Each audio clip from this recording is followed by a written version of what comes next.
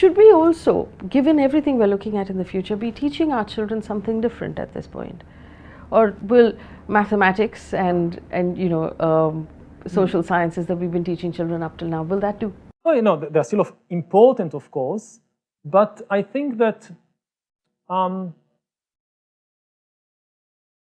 we are facing kind of bigger and bigger choices as human beings. We are now responsible for the whole ecological system. We are also gaining the ability to change our bodies and to change our mind in ways that were never possible before. So this turns a lot of very old, philosophical and spiritual questions into practical questions. And I think this means that we need to give more attention to things like philosophy, like history, like spirituality in the education of young people, but to understand them correctly. It's not, religion. Religion is the exact... That could go wrong very Yes, quickly. religion is the exact opposite.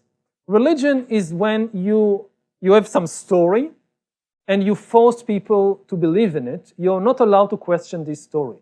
Like you teach kids, this is the way it is. You are not allowed to question it. If you have any doubt, this is bad, you'll be punished. This is very dangerous. Those stories are largely based on faith. You have to just believe that this could have happened. Exactly.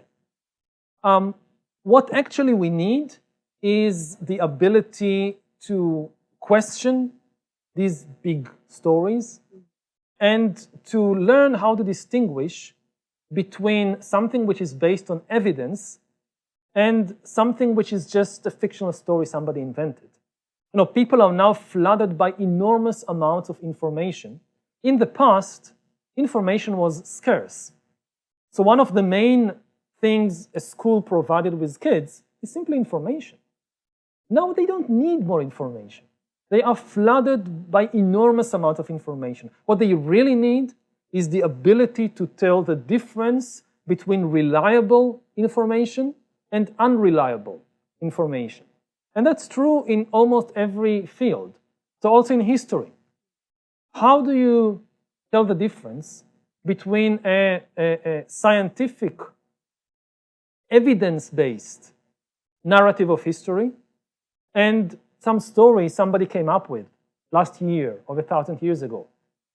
And for that, again, there are so many different kinds of evidence in history, whether it's archaeology, whether it's our own genes.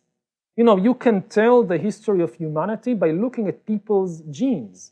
This is, again, one of the things I explore in the new book, is what happened when our species, Homo sapiens, encountered Neanderthals, another human species, some 50,000 years ago. Previously, it was thought that the Neanderthals were just completely extinct. Now we know from genetical evidence that actually Sapiens and Neanderthals interbred. All of us are partly Neanderthal. 50,000 years ago, there was some kid whose father was a Homo sapiens and whose mother was a Neanderthal. And we are all the descendant of that kid. And we know this from genetic evidence. We actually have the genes in us that comes from the Neanderthals. And this is amazing, not just because what it tells about the past, but about our identity. With all these debates today about mixed marriages, people from different races or religions getting married and having children. What people from different religions? You have people from different species having children together, and these are our ancestors. So what does this tell us about our identity? This is very important.